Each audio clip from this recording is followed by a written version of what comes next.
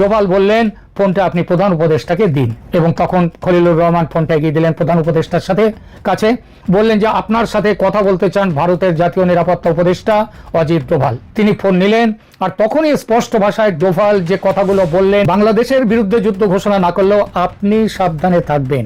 একটা মাদ্রাসায় বোমা বিস্ফোরিত হলো এবং মাদ্রাসার দেয়াল টেয়াল একেবারে উড়ে গেল। মানে পুলিশ খুঁজে পেল যে সেটা মূলত বোমা তৈরির আস্তানা। প্রচুর জিনিসপত্র পাওয়া গেছে বোমা তৈরির, এবং সেখানে জিহাদি বই টইও পাওয়া গেছে। এনসিপি থেকে পদত্যাগ করে চাঞ্চল্যকর তথ্য ফাঁস করলেন তাসনিম জারা। কি কারণে এনসিপি থেকে পদত্যাগ করলেন? তাসনিম জারাই হুট করে দল থেকে পদত্যাগ করলেন। কেন পদত্যাগ করলেন? কি কারণে তাকে পদত্যাগ করতে হলো? কি কারণে তাকে স্বতন্ত্র হয়ে নির্বাচনে প্রতিদ্বন্দ্বিতা করতে হচ্ছে? সময়ের অপেক্ষা মাত্র এনসিপির বিলীন হয়ে যাওয়ার বিষয়টি। ডক্টর ইউনূসকে বিদায় হতে দেন, দেখবেন আসিফ মাহফুজ সহ নাহিদ সহ যারাই আছে তাদের বিরুদ্ধে কি পরিমাণ ক্লেম হয়তো আমরা দেখতে পাই। আমার ধারণা, কারণ ঘটনা তো ঘটতেছে, কেন হঠাৎ করে তাসনিম জারা এই এনসিপি ছেড়েছেন। দর্শক, নতুন একটা নিউজ আপনাকে স্বাগতম। প্রিয় দর্শক, বাংলাদেশের যে বর্তমান রাজনৈতিক প্রেক্ষাপট এবং যে পরিস্থিতির সৃষ্টি হয়েছে তারই আলোকে আপনাদের সামনে কয়েকটা গুরুত্বপূর্ণ খবর নিয়ে হাজির হয়েছি, যার কিছুটা অংশ বিশেষ ইতিমধ্যেই ভিডিও শুরুতেই দেখেছেন। তো দর্শক, ভিডিওর শুরুটা দেখেই কিন্তু বুঝতে পেরেছেন যে আজকের নিউজটা ঠিক কতটা গুরুত্বপূর্ণ এবং ঠিক কোন বিষয়টাকে ইঙ্গিত করছে। তাই বলবো, যারা ভিডিওটি অন করেছেন না টেনে সম্পূর্ণ নিউজটি মনোযোগ সহকারে দেখতে থাকুন, তাহলে আজকের মূল বিষয়টা বুঝতে পারবেন। তো দর্শক, আর দেরি না করে চলুন দেখে আসবো আজকে সেই কাঙ্ক্ষিত ভিডিওগুলো। তবে তার আগে বলবো, যারা প্রতিনিয়ত আপডেট খবর দেখতে চান তাহলে অবশ্যই আমাদের চ্যানেলটি সাবস্ক্রাইব করে পাশে থাকা বেল আইকনটি ক্লিক করে দিন। আর যারা ইতিমধ্যে এই চ্যানেলটি সাবস্ক্রাইব করে রেখেছেন তাদেরকে অসংখ্য ধন্যবাদ। তো চলুন দর্শক, ভিডিওটিতে একটি লাইক দিয়ে আমরা ধারাবাহিকভাবে সবগুলো ভিডিওর আলোচনা দেখে আসি। খলিলুরকে এড়াতে শুরু করে দিয়েছেন। খলিলুরকে খুব একটা গুরুত্ব তিনি ইদানিং কালে দিচ্ছেন না, কিন্তু তিনি গুরুত্ব না দিলেও ভারত তো চুপ করে বসে থাকতে পারে না। কারণ কথাই হয়েছিল যে দোহা বৈঠকের পর ফলো আপ বৈঠক হবে, এবং ফলো আপ নিয়ে অজিত ডোভাল চাপ দিতে শুরু করেছেন খলিলুর রহমানকে। বলছেন, কি সিদ্ধান্ত নিচ্ছে আপনার সরকার বলুন, নির্বাচনের দিন তো এগিয়ে আসছে, আর দেরি করলে কবে আওয়ামী লীগ প্রার্থীদের নমিনেশন ফাইল করবে, তারা কবে নমিনেশন ফাইল? ডোভালের চাপে খলিলুর এক সময় বলে ফেললেন যে আগামীকাল প্রধান উপদেষ্টার সঙ্গে দেখা করার অ্যাপয়েন্টমেন্ট নিচ্ছি, তাকে স্পষ্ট জিজ্ঞেস করব যে তিনি ঠিক কি করতে চলেছেন সেটা স্পষ্ট করে বলুন। এবং তারপরে কি হলো, অ্যাপয়েন্টমেন্টের সময় জেনে নিলেন ডোভাল, এবং নির্দিষ্ট দিনে তিনি চলে গেলেন খলিলুর রহমান মোহাম্মদ ইউনূসের সঙ্গে যমুনায় কথা বলতে। কথা চলছে দুজনের, আর তখনই ফোন গেল অজিত ডোভালের। ফোন এলো আমাদের খলিলুর রহমানের মোবাইলে। ফোনটা রিসিভ করে দু চার কথা হতে না হতেই ডোভাল বললেন ফোনটা আপনি প্রধান উপদেষ্টাকে দিন, এবং তখন খলিলুর রহমান ফোনটা এগিয়ে দিলেন প্রধান উপদেষ্টার কাছে, বললেন যে আপনার সাথে কথা বলতে চান ভারতের জাতীয় নিরাপত্তা উপদেষ্টা অজিত ডোভাল। ইউনূস সাহেবের সাহস হয়নি অস্বীকার করতে। তিনি ফোন নিলেন, আর তখনই স্পষ্ট ভাষায় ডোভাল যে কথাগুলো বললেন ইংরেজিতে, তার বাংলা তর্জমা করলে এমনটা দাঁড়ায়, নমস্কার প্রধান উপদেষ্টা সাহেব, দিল্লি ও দোহার বৈঠকে আপনার জাতীয় নিরাপত্তা উপদেষ্টা এবং আমরা এবং আমেরিকার প্রতিনিধি দল সবার সামনে বসে আলোচনা হয়েছিল, এবং সেই আলোচনায় সিদ্ধান্ত হয়েছিল বাংলাদেশে গণতান্ত্রিক ব্যবস্থা ফিরিয়ে আনতে মুক্ত, স্বচ্ছ ও সমস্ত দলের অংশগ্রহণমূলক নির্বাচন চাই। কিন্তু আপনার সরকার বিষয়টিকে ঝুলিয়ে রেখেছেন। মনে রাখবেন, আপনার সরকার কোনো নির্বাচিত সরকার নয়। আপনার অগণতান্ত্রিক সরকার গণতন্ত্রের সংজ্ঞা নির্ধারণ করবে, এটা চলতে পারে না, এবং সারা পৃথিবী আজকে বলে দিচ্ছে এটা চলবে না। আওয়ামী লীগ সরকারের 15 বছরের ফ্যাসিস্ট শাসনে অত্যাচারের রেকর্ড যা ছিল, সে রেকর্ড ভেঙে দিয়েছে আপনার 15 মাসের সরকার। এর পরেও ভারত এবং বিশ্ব আপনাকে সহ্য করেছে, কিন্তু আর নয়। আমাদের কাছে, ভারতের কাছে আমাদের ট্রাম্প সাহেবের, প্রেসিডেন্ট ট্রাম্পের স্পষ্ট নির্দেশ এসেছে, বাংলাদেশের বিষয়ে আমরা সিদ্ধান্ত যেটা নেব সেই সিদ্ধান্ত তার। কিন্তু সেই জন্যই ভারত কোনো রকমভাবে কোনো জিনিসটা খারাপ জায়গায় পৌঁছক, আরও খারাপ হোক, চূড়ান্ত খারাপ জায়গায় যাক, এটা আমরা চাইনি। সুতরাং ভারত আপনাকে এতদিন সহ্য করেছে, কিন্তু আর নয়। আমরা বাংলাদেশের সাধারণ মানুষের বিরুদ্ধে যুদ্ধ ঘোষণা করব না, এটাই ঠিক আছে এখনো পর্যন্ত। কিন্তু বাংলাদেশের বিরুদ্ধে যুদ্ধ ঘোষণা না করলেও আপনি সাবধানে থাকবেন। এই কথার কি মানে হতে পারে সেটা আপনি আপনার নিজের মতো করে এর মানেটা তৈরি করে নিন। এই বার্তালাপের খবর নয়াদিল্লির সাউথ ব্লকের সর্বত্র এখন আলোচনার বিষয়। সেখান থেকে তৈরি থাকার আদেশ নতুন করে চলে গেছে কলকাতার বিজয় দুর্গে, যা কিনা ভারতীয় সেনাবাহিনীর পূর্বাঞ্চলীয় হেডকোয়ার্টার। সুতরাং আগামী দিনগুলোতে কিন্তু একটা কি বলবো, একটা খুব বড় একটা ঘটনা বলুন বা দুর্ঘটনা বলুন, তার মুখোমুখি হওয়ার মতো দিন আসছে। আজকে একটা মাদ্রাসায় বোমা বিস্ফোরিত হলো এবং মাদ্রাসার দেয়াল টেয়াল একেবারে উড়ে গেল। মানে পুলিশ খুঁজে পেল যে সেটা মূলত বোমা তৈরির আস্তানা। একটি মাদ্রাসা কিভাবে বোমা তৈরির আস্তানা হয়? সেখানে তো দিনই শিক্ষা দেওয়ার কথা, সেখানে কোরআন হাদিসের শিক্ষা দেওয়ার কথা, সেখানে মানবিক মূল্যবোধ তৈরি করার কথা, কিন্তু সেখানে বোমা তৈরির কারখানা কেন হবে? কি ঘটেছে, কোথায়? কেরানীগঞ্জে এই ঘটনাটা ঘটেছে। সেখানে গণমাধ্যমের শিরোনাম বলছে, মাদ্রাসায় ভয়াবহ বিস্ফোরণ, বোমা তৈরির সরঞ্জাম সহ যা পাওয়া গেল। প্রচুর জিনিসপত্র পাওয়া গেছে বোমা তৈরির, এবং সেখানে জিহাদি বই টইও পাওয়া গেছে। তার মানে এটা যে একটা জঙ্গি গোষ্ঠীর আস্তানা, এটা বুঝতে কোনো অসুবিধা হয় না, যখন কিনা সরকারের মধ্য থেকে কেউ কেউ বলার চেষ্টা করছেন জঙ্গি ব্যাপারটা নাকি নাটক। বিগত সরকার জঙ্গি নাটক সাজিয়ে আলেম ওলামাদের নাকি শায়েস্তা করার একটা পথ খুঁজেছিল। আদতে বাস্তবতাটা কি, চলুন একটু দেখে। ঢাকার দক্ষিণ কেরানীগঞ্জের হাসনাবাদ এলাকায় সকাল 10:30টায়, এটা গতকালকের ঘটনা, একটি মাদ্রাসায় ভয়াবহ বিস্ফোরণের ঘটনা ঘটেছে। গতকালকে এই ঘটনা ঘটেছে, আজকে এসে ব্যাপারটা চাঞ্চল্যের সৃষ্টি হয়েছে। চিন্তা করেন, বিস্ফোরণে উম্মাল কুরআন ইন্টারন্যাশনাল মাদ্রাসাটির একতলা ভবনের পশ্চিম পাশের দুটি কক্ষের দেয়াল উড়ে গেছে। দেয়াল উড়ে গেছে, কত বড় বিস্ফোরণ চিন্তা করা যায়।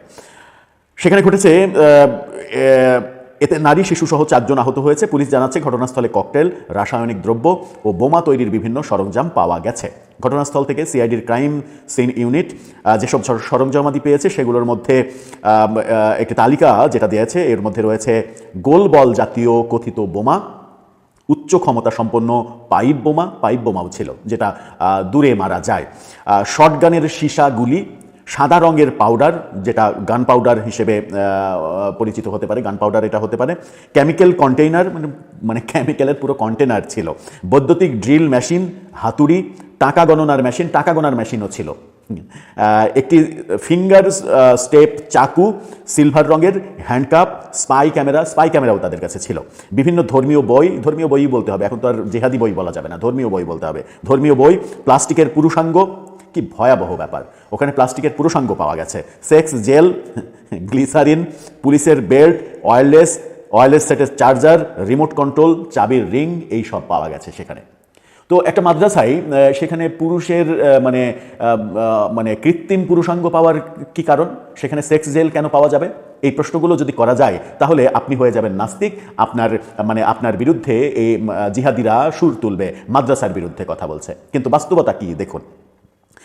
পরে উদ্ধারকৃত ককটেল দক্ষিণ কেরানীগঞ্জ থানাধীন ঝিলমিল এলাকার ফাঁকা স্থানে নিষ্ক্রিয় করেছে বোম ডিসপোজাল ইউনিট। দক্ষিণ কেরানীগঞ্জ থানার ভারপ্রাপ্ত কর্মকর্তা আজকে তিনি ঘটনাস্থলে বোমা নিষ্ক্রিয় দল কাজ করছে এই কথা জানিয়েছেন। এখনও অভিযান চলছে, ককটেল, দাহ্য পদার্থ, বোমা তৈরির সরঞ্জাম উদ্ধার করা হয়েছে। এই ঘটনায় থানায় একটি সাধারণ ডায়েরি করা হয়েছে। এত বড় ঘটনা, সাধারণ ডায়েরি করা হয়েছে। সাধারণ ডায়েরির কোনো দাম আছে এই দেশে?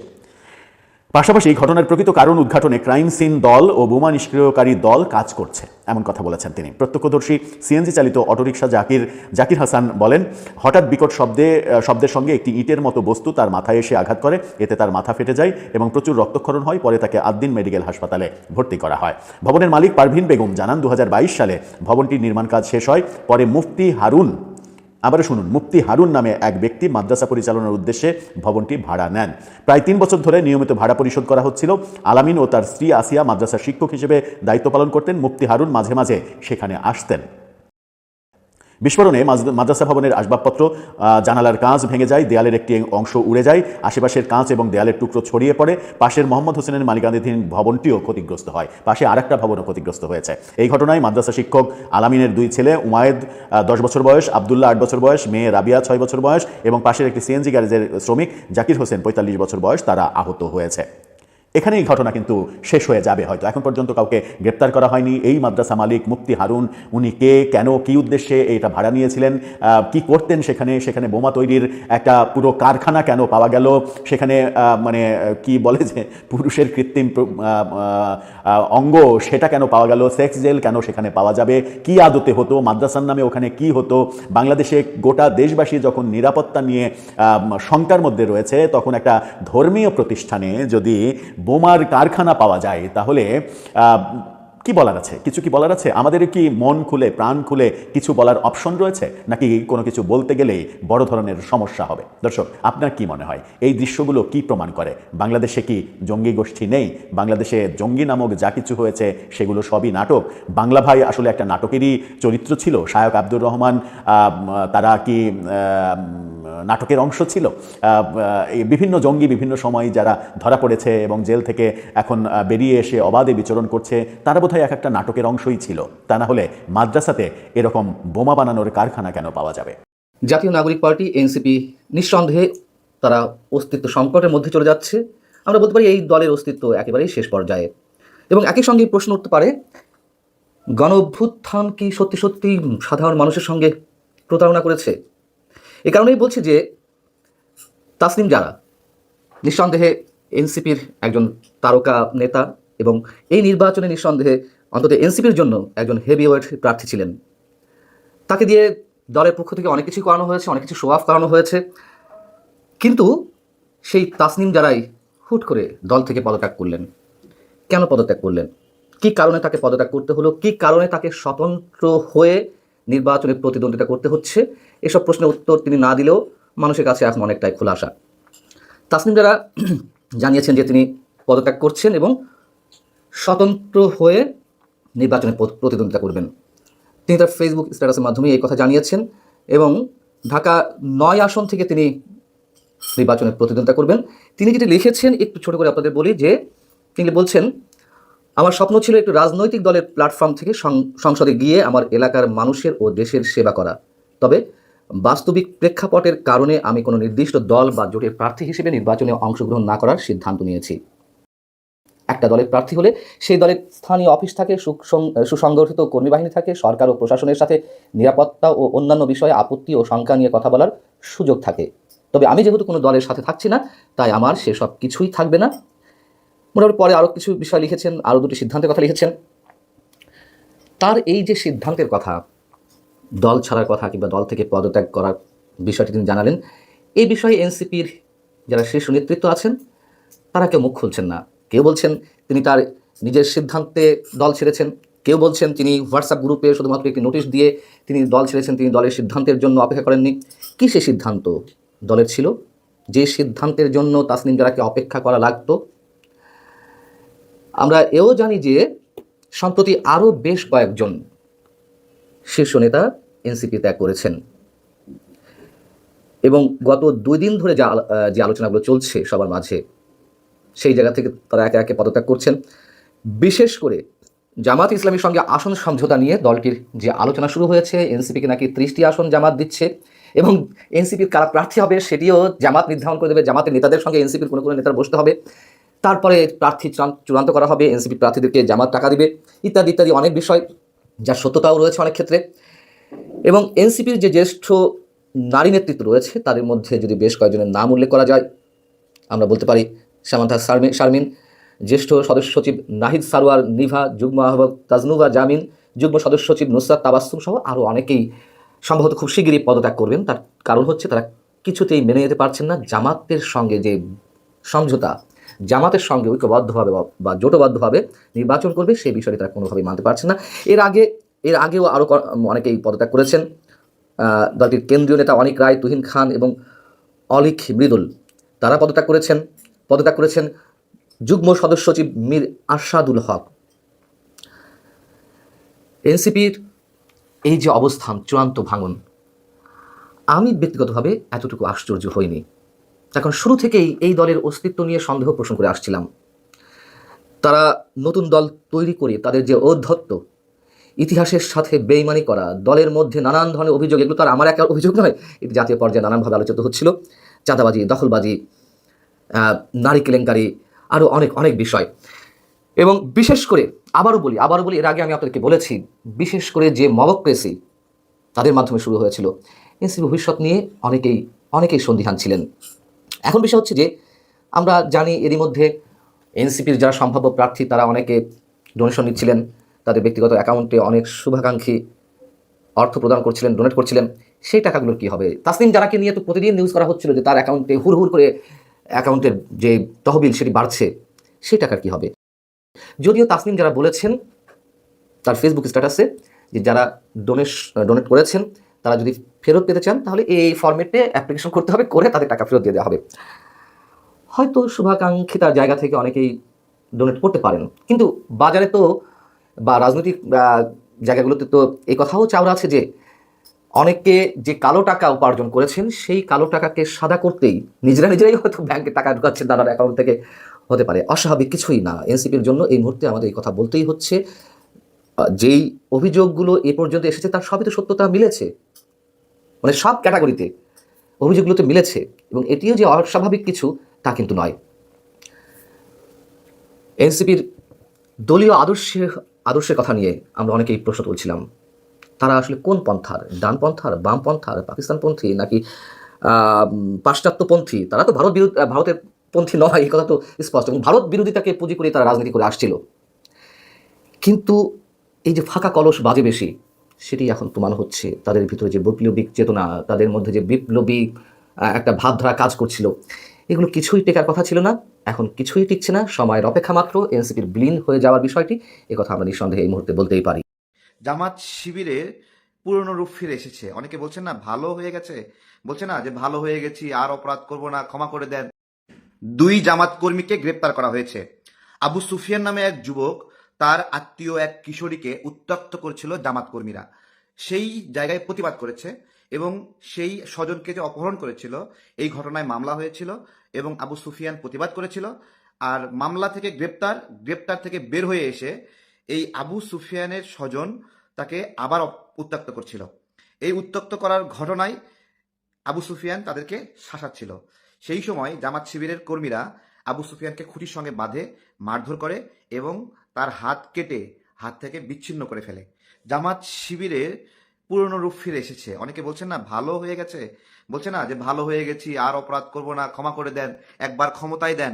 এইটাই দেখা গেল। চাঁপাইনবাবগঞ্জের ঘটনা বলছিলাম একটু আগে। আরেকটি ঘটনা, বিএনপি তো পচে গেছে। যুগপৎ আমরা আন্দোলনে একসাথে আন্দোলন করেছি, আন্দোলন করা অবস্থায় বিএনপি ভালো ছিল, দেশের জন্য কাজ করছিল, এরপর বিএনপি পচে গেছে। কিন্তু বাস্তবতা হলো হাদি ভাই মারা গেছে, সেখানে কবর জিয়ারত করতে গেছে ভারপ্রাপ্ত চেয়ারম্যান জনাব তারেক রহমান। সেইখানে আমরা সোশ্যাল মিডিয়ায় দেখছিলাম এটাকে নিয়ে নোংরা কথা বলছে জামাত শিবিরেরা। আমরা বুঝতেছিলাম না যে বিএনপির ভারপ্রাপ্ত চেয়ারম্যান হাদিকে দেখতে গেছেন, জামাত শিবিরের কর্মীরা কেন নোংরা কথা বলছে। এবং অনেকের কমেন্ট ছিল এরকম যে গোড়া কেটে আগায় পানি দেওয়া, মানে ভারপ্রাপ্ত চেয়ারম্যান তারেক রহমান কিভাবে গোড়া কেটে আগায় পানি দিলেন, এইটা আমার মাথায় ধরছিল না। তো দেখছিলাম, তো বাস্তবেও সেম একই ঘটনা ঘটলো যে ওইখানে কবর জিয়ারত করা অবস্থায় একই অবস্থা, জামাত শিবিরের কর্মীরা তাকে নিয়ে উত্ত্যক্ত করলো এবং নোংরা কথা বললো। একজনকে পুলিশ গ্রেপ্তারও করলো হাতে নাতে, কিন্তু ভারপ্রাপ্ত চেয়ারম্যান তারেক রহমান সেই ছেলেকে ছেড়ে দেওয়ার জন্য কথা বললেন এবং সেই পরিস্থিতিতে বিএনপি থেকে তাকে গ্রেপ্তারের প্রতিবাদ জানানো হলো। এই হলো বিএনপির পচে যাওয়া, যে তারেক রহমানকে নিয়ে কটূক্তি করার বিষয়েও তারা নিজেরাই বলতেছে, প্রতিবাদ করতেছে তাকে ছেড়ে দেওয়ার জন্য। তো যাই হোক, একটা হলো রক কাটার পুরনো অভ্যাস আমরা দেখলাম, আর একটা দেখলাম ভিন্ন একটা রূপ। এইবার আসেন নতুন ধারা নিয়ে কথা বলি। 2018 সালে কোটা সংস্কার আন্দোলনের পর থেকে নতুন ধারা এরকম শব্দটা আমরা অনেক শুনতে পারলাম। তার আগেও বিকল্প ধারার মাহিবি চৌধুরী, সে নতুন ধারা এই ধরনের তত্ত্ব নিয়ে খুব কথা বলেছিল।